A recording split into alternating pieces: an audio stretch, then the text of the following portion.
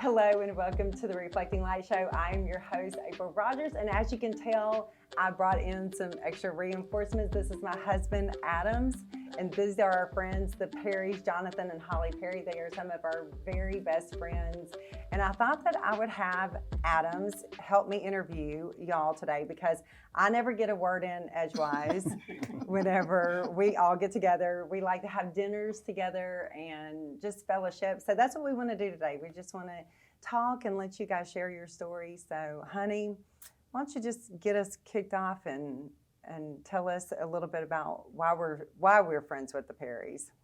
It's a big question. Why are we still friends? See, that's good. What's interesting is they have a dynamic story that God's just continued to move in and out of, but that's not where our story together actually begins. It was a few years ago now, a couple of years ago. We found ourselves in a kind of a similar valley, two different styles. I was having a lot of back problems, was facing multiple surgeries and trying to navigate through that. And you were just going through a rough patch relative to y'all's story.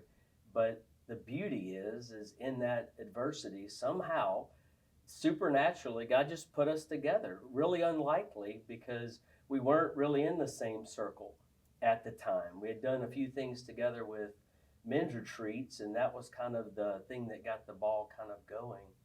But that's really what I think forged us together that has allowed so many other beautiful things to come since Yeah, because then. you were leading a retreat, and you asked Jonathan to come Be a co-director. Be a co-director. Yeah. And I but God, huh? it definitely took him. Well, like many directors on men's retreats and women's retreats, you take a very prayerful approach to who you're going to lock arms with and who you're going to really serve, not only the team, but the guests that will be coming. And I'm confident that all of the directors that I was led to were from a spiritual spot because we weren't connected. It wasn't the old boys club or the good old boys deal. That is kind of the thing that I think allowed us to come back when the rubber kind of hit the road and things were kind of tough. We'd already had that working relationship kind of to start with. Yeah, I think just to touch on that situation, not only was it kind of an unlikely friendship, but we were also struggling, like you said, with two totally different things. Yeah. I mean, we had lost our son. We were struggling with work, myself and my wife, trying to kind of figure out what's next. You were having some back pain issues and just two totally different things. And the crazy part is, I would say at that point in time, we were probably as spiritual as we've ever been. I mean, I know Holley and I were plugged into the church. Y'all were plugged into the church. We were doing things the way we thought God wanted us to do. And it's like, why are these things happening? Why is my job going this way? Why did we lose our son? Hey, I'm trying to glorify God and play the drums, do all these great things. Why is my back hurting? And to me, that's one thing I like to tell people is, bad things can come at you when you are, when you feel like you're at the peak of, hey, I'm doing everything I can for God. That's right. But God gets you through it. By God, that's right. And so you and I kind of have a little similar story. We were both Kappa Deltas in the same sorority. I was actually the advisor to you for a while. I don't want to give away my age here. But then you were leading a retreat and you asked me to be your spiritual director. And the Lord just kind of forged a friendship between you and myself. Yep. Yeah. And I think that's one of the unique aspects of our friendship is you guys have a meaningful, deep friendship, and so do we. Right. And so I think that's sometimes unique, where you may have some guys that they really get along, but the wives are indifferent, perhaps, or the wives are best friends and the guys are tolerant, or just kind of social. But to have both, the four of us, where we which all is just like each other. Yeah, Most of the time. Well, we do. Not so much about that. When I want to be wrong, I just call Jonathan and he reminds me. Yeah. But that's good. It's good that we can have some really good, deep conversations like we did the other night. We don't always agree on everything, but we can approach it. And I know when I have questions, you're one of the first people I go to. I'm sure that's the same with me. But But that's what I really value about y'all's friendship is it's a friendship, and then there's a spiritual side of it too that's just as big as the friendship. Yeah, we can talk about the deep things of God Yep. all the time. Okay, so you kind of opened up the door a little bit about saying that y'all had lost your son, and do y'all mind sharing your story with us and with the viewers? Yeah, no, I'll let Holley. She has more of the details and tells it better than I do. Details. So in May of 2015, we had twins, and everything was perfect with them. But at 6 months, we had a boy and a girl. And at 6 months, our son, John Clark, he got sick, started running a fever. We ended up in the hospital. He had a brain bleed.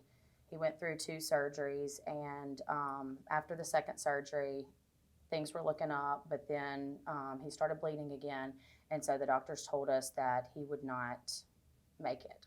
So during that time, we were on our hands and knees praying, all the time. And during that time, that's whenever we had our community that really rallied around church. It was, I know I'm not going to give too many details, but like on a Tuesday afternoon, John Clark went into surgery, and we had over 100 people on that Tuesday afternoon, like lining the halls at the hospital, just praying with us, for us, just being that person that was there. So I don't know, that was a time that we really needed them. Yeah, that community the most. And they after a couple of surgeries, they said, it doesn't look like he's going to be able to make it, and they approached us with organ donation. It was something that Holly and I, even in the hospital, really never even thought about, even when we knew there was a chance he may not make it. And that's changed our lives forever. Without getting into all of it, obviously we donated his organs. His heart saved a little boy in Alabama, the Boswells, that we spend all the time in the world with, a great family. We get to see him grow up and see them not have to go through what we went through, and it's just been a blessing that God, I tell people it was just as important to us for Davis to get that heart. Because the recovery of having that and seeing that, it really healed us. What's interesting is I think about when April's brother passed away, 19 years ago now. Yeah. I had come through a very similar experience when I was a little bit younger. Same kind of almost family dynamic, more of kind of a stepbrother kind of thing. And that was painful. That was my first real, lose your big brother kind of deal that wasn't a brother, but that kind of situation. And I never really understood. Of course, I wasn't a believer then, and I just, things just don't make a ton of sense. You can't see much in it. I never knew what one of the purposes or the goods that could come out of that until in 2002, we are faced with Jeremy's accident.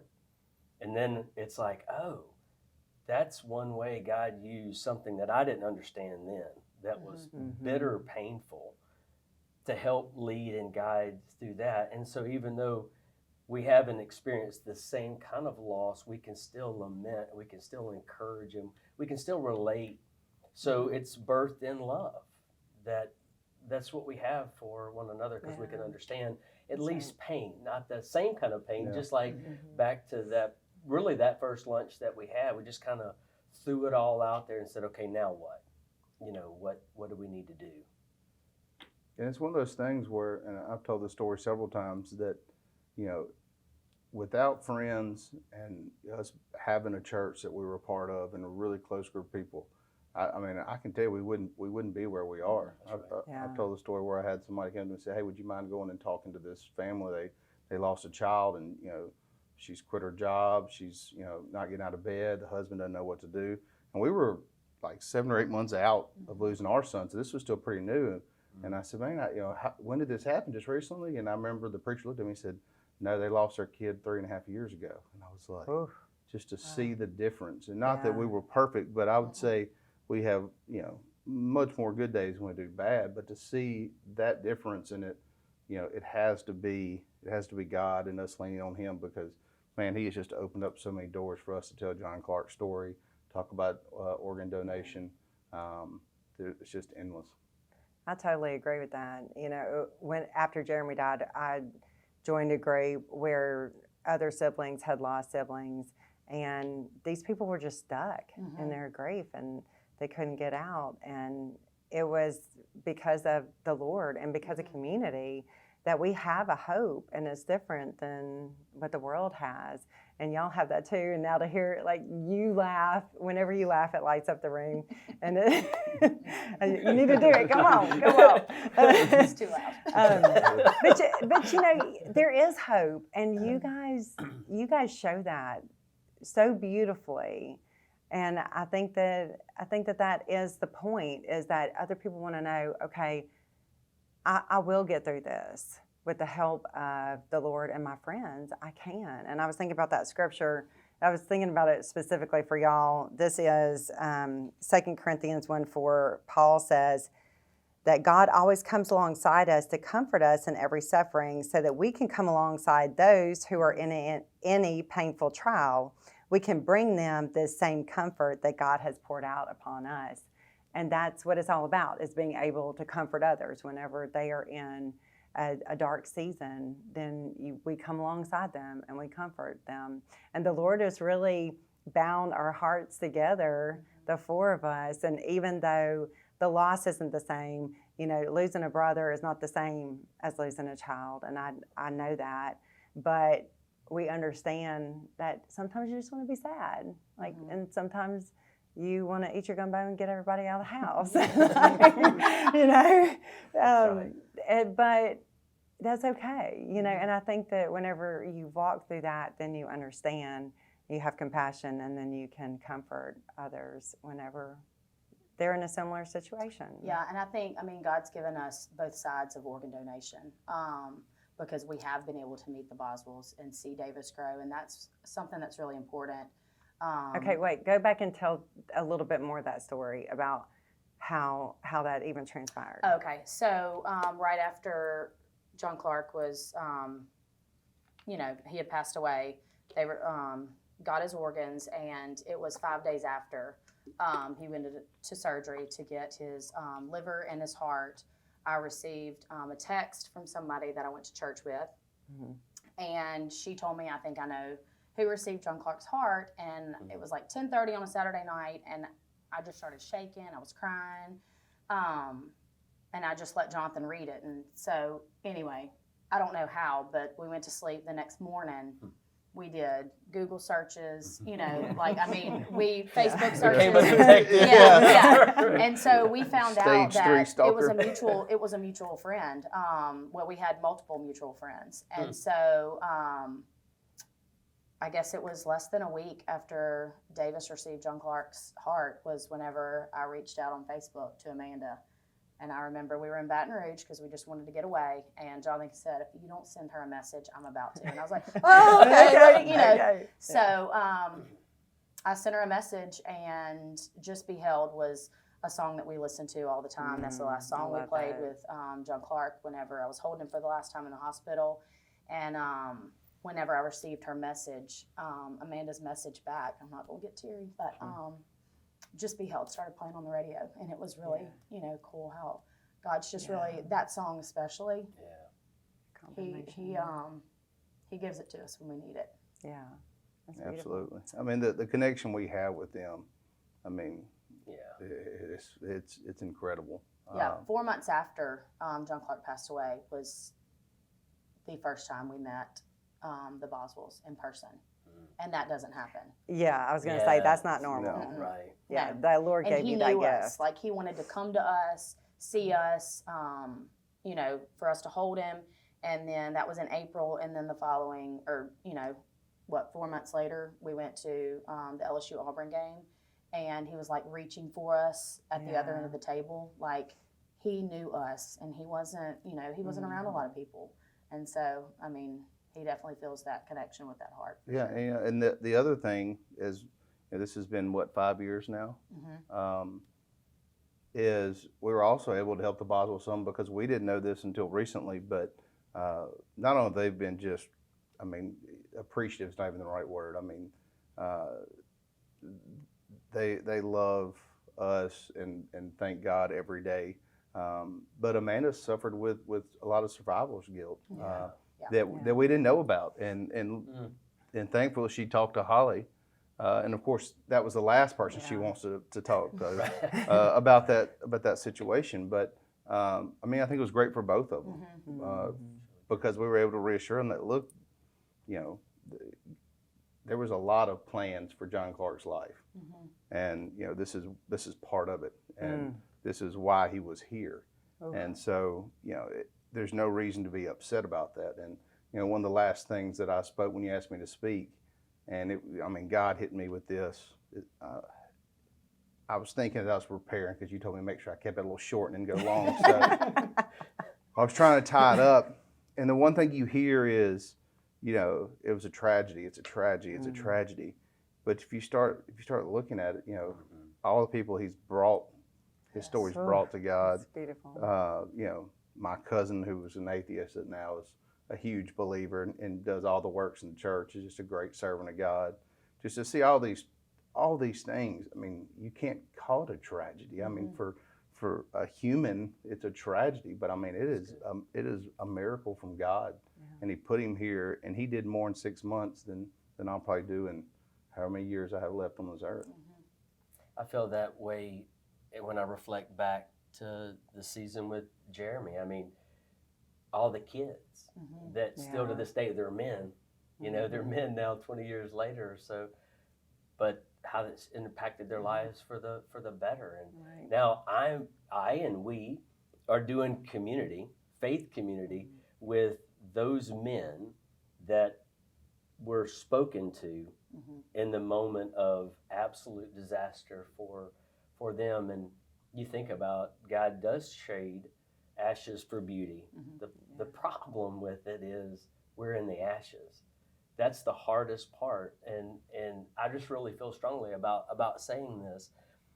You'll never know how strong he is until as weak as you can possibly be. That's good. But it comes with a choice, and I think that you have to choose to seek and to survive. It's a choice. It doesn't have anything to do with the favor of God and the blessing of God and the mercy of God. That's all free for everyone who receives him. But you ultimately have to make that choice. Like we had to make that choice. Get up. Get up, because he can't be strong in my lack. I have to go. I have to put these hands and decide. And then I think that helps with the foundation that we're trying to steward over, and y'all too. So maybe we could talk a few minutes about the foundation, where it is, what you've seen, where do you see it going, and spend a few minutes there. Yeah, I mean, I would say the foundation was started primarily to help us get through it. I mean, just to be completely honest. Same here. It was just, we wanted, it sounds stupid now, but we didn't want anybody to forget about John Clark. Now you think with that, like, how's that going to happen? But, you know, and that was one of the things, like, we're always going to talk about him. The kids are going to, his sisters are going to know him. And so we started the foundation because we did want to help people. And you know, selfishly at first, you know, being able to help these other people, I mean, we were glad we were helping them, but also there was something that we got out of it. I mean, it made us feel better knowing we could help somebody else. And since then, I mean, it has taken off. You know, now we've got a Donate Life wall in Baton Rouge at the Children's Hospital. We do a lot with them. And now, just recently, the John Clark Perry PICU at St. Francis. It's only the second named spot at St. Francis Hospital, which is just, you know, we told several people when we walked out of there 5 years, we never knew when we walked out of that PICU in 5 years it'd be the John Clark Perry PICU. Right. But the foundation has grown, and it continues to grow so much that we're, you know, developing a board and trying to figure out how to move forward with that. That's really good. But we've helped, I would say, given away probably close to $60,000 over the last couple of years. That's big, yeah. And Holley does a great job. I'll let her. She's got some contacts now. She found out that. Well, I'll tell you. You just thought it was just somebody at the church. I mean, at the hospital, and then. Yes. So it's actually one of the transplant coordinator is actually the doctor that I talk to, and he will reach out to me, send me a text, and say, hey, I have this family that is in need. And so I've been able to talk to a lot of parents of children that are in the hospital. They may be babies, they may be 16 years old. And it's been cool. It goes back to your verse you just shared. Like, we've walked through this on, the donor side, but I get to talk to parents who are, on the opposite end, waiting for that heart. And just, the survivor's guilt. You think, in order for my child to live, another, child has to die. And that's really hard for the parents. But I feel like I've been able to shed some light on that for them. That's so because, like, God is good, even though, we went through that valley. He's really good. So, and he's provided all, opportunities for me to talk to a lot of people, and people that are from Monroe that are in New Orleans. And, it's been really cool, though. I'll say one thing that I did at first, and I don't do it as much because I feel like I was maybe doing it too much, was asking God, like, I need signs. You always read in the Bible and you see all of Jesus' followers, and he's, doing these miracles and walking on water, and then, if he doesn't do something in 10 seconds, we're like, is this guy for real? I need my neon sign. Yeah, and I'm like, and I caught myself doing the same way. I asked so many, and God was just revealing these things to me that were obviously supernatural, and I'll tell one of them in a second. But when we did the first time we were at the LSU Auburn game where we promote the foundation and donate life, tragically we were on the news that Friday night. A little girl was in a car wreck, and the hospital actually reached out to us, and the mom saw our interview and said, my daughter passed away, and I would have never done an organ donation without seeing you. Wow. And we donated 9 of her organs to save other children. And she said we wanted to reach out. She wanted y'all to know that y'all are the reason. Even if it just stopped there. But I had a guy send something on Facebook and said, I haven't talked to my dad in 5 years. And he said, I saw you and you're talking about your son. And he said, I'd given up on God, but I got up and prayed this morning, and I'm going to call my dad. And these are two things.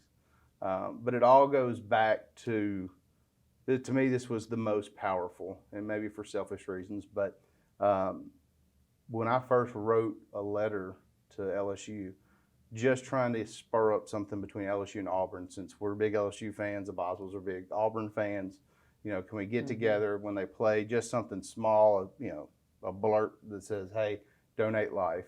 And ESPN picked it up, and it was a letter I wrote to Coach Miles at the time. And I'll never forget, I put in there, I always pictured my son playing at LSU, and I always pictured him wearing number 9 and being a quarterback like Drew Brees. And I remember that. I mean, that was just kind of always my vision. I'm sure it's everybody's vision. But that was the key part in my letter. And I'll never forget, 3 or 4 years goes by. ESPN picked it up. Heart of a Tiger was broadcast on College Game Day.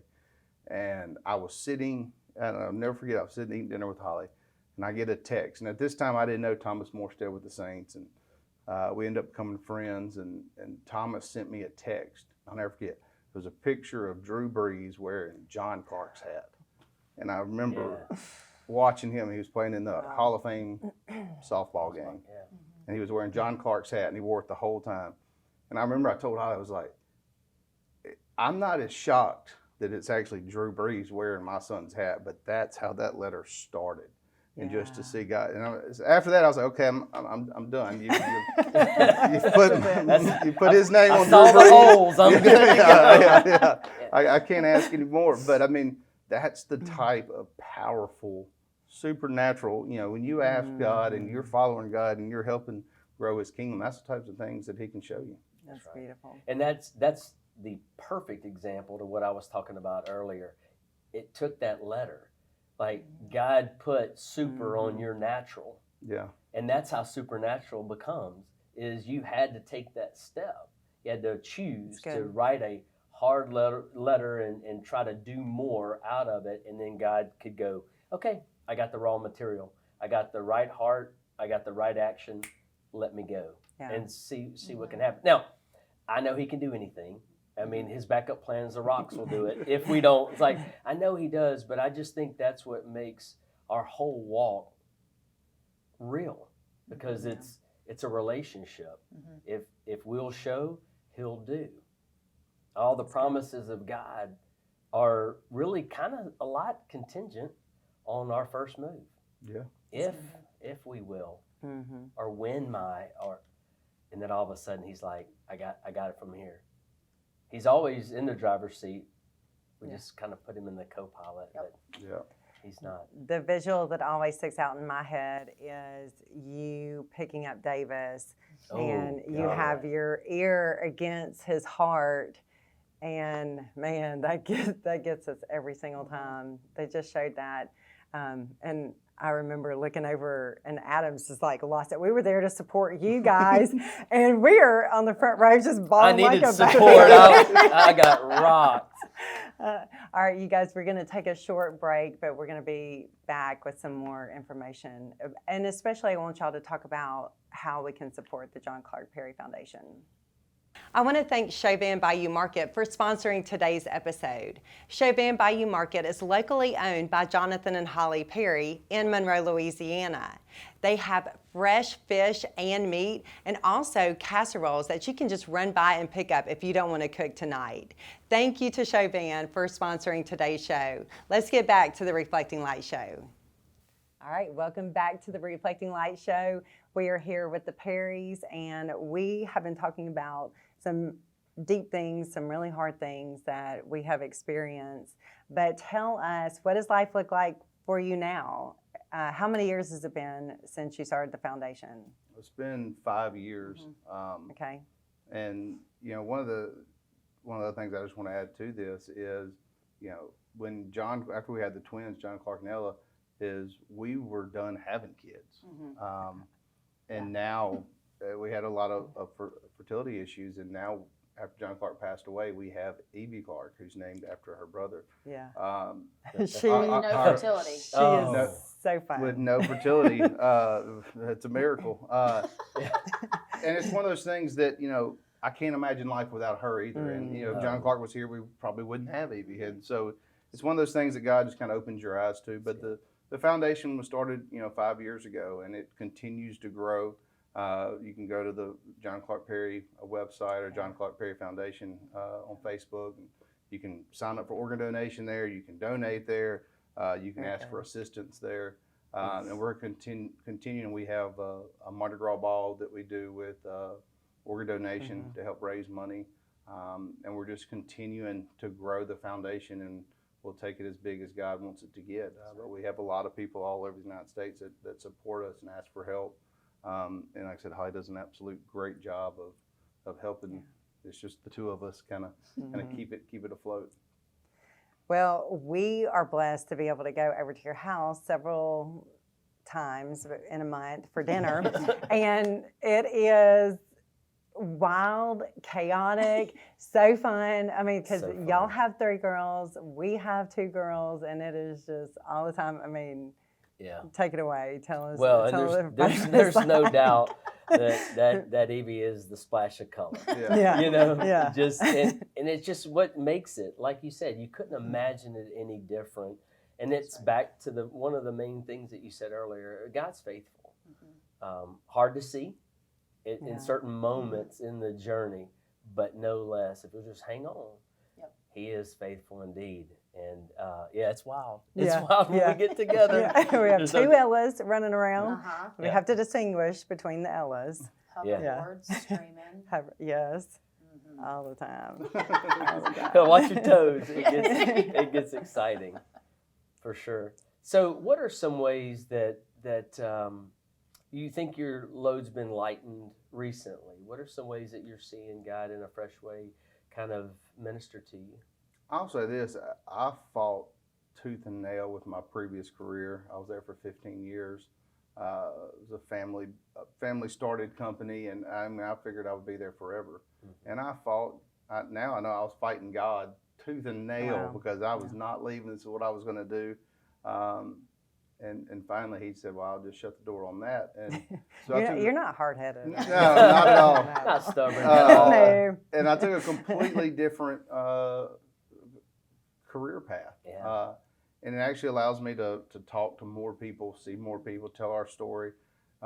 It's more work, it's less money, but God's kept the lights on, and I enjoy it. I don't have to travel as much. I'm right by the house. The kids have a place they can come and see Dad and kind of hang out. You get all the candy in the world. All the candy in the world, and it's just it's something that I enjoy. Like I said, I work a lot more than I used to, but it's in some way it's lighting my load, and I enjoy it every day. So what is it exactly? Well, so I went from 15 years in marketing to a grocery store owner, especially meat market. So Chauvin Bayou Market is, and like I said, it's a family. And my grandfather started CenturyLink, and it was a family run out of his living room. And so that's why he loved that company so much. What it is today is great, but that's not what he loved. He loved the smallness of a family business and taking care of. And now that part of me sees this as I have this little small family business that who knows where it'll go one day, but right now I'm happy with where it is. It's good. Yeah. And not because we're friends, just because it's the truth. You're perfect for it. Thank you. I watch you up there when we stop by to pay the bill that my kids run up for all the candy and stuff. But just to watch you operate in it, to use it as your domain of influence where you can build relationships, not only with your staff and the team, but everybody who comes in. And it's you're maximizing it for sure. And I think that's a gift. That's one thing the girls and I, every night, our prayer, that's what we always pray, is that Jonathan, will shine God's light through Chauvin and all that he does. I love that. He does. And what about you? Well, I've been doing lots of praying lately on where God really wants me to be, and he's opening some doors for me. I'm a speech therapist, and so he's slapping me in the face with a lot of things, so I'll just leave it at that.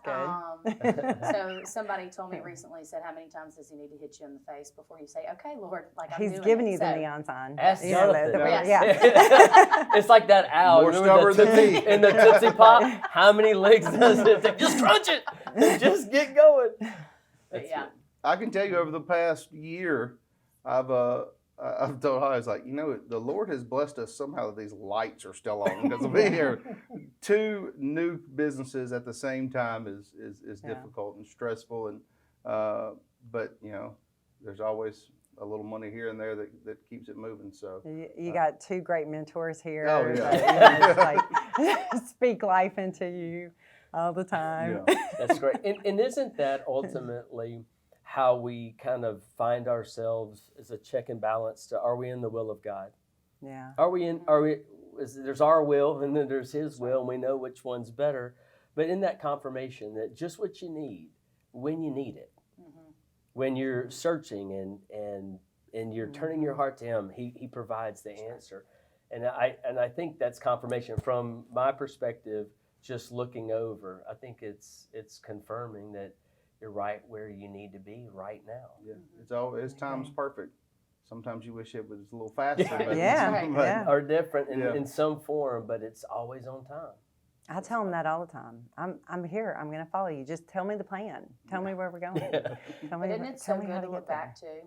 Yeah. Like, Yes. Oh, yeah. and just Yeah. see how he's provided and what he's done and the times That's that you right. had no idea why, right.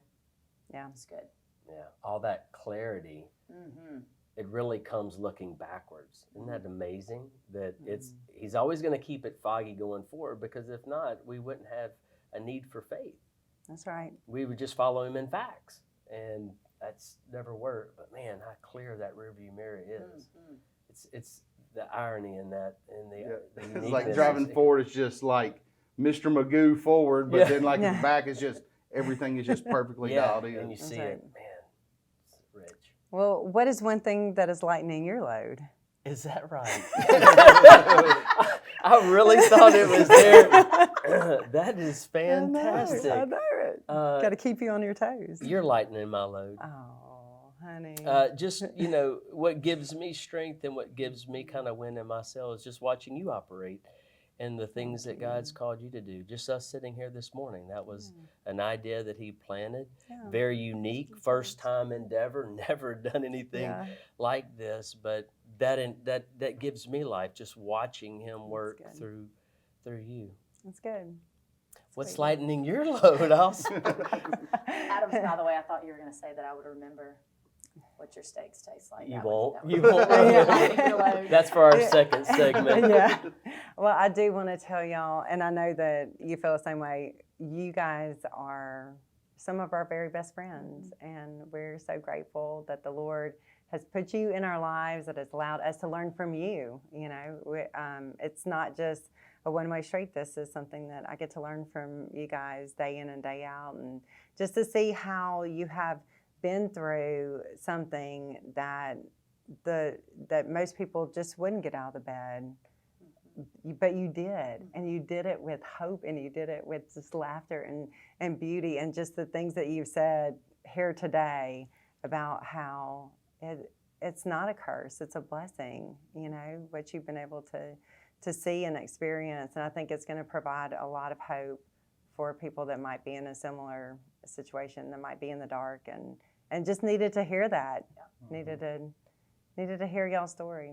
So thank you from the bottom of my heart. You both are lights in my life, and I know I speak the same for you. All right. Thank you guys for coming alongside of us at the Reflecting Light Show.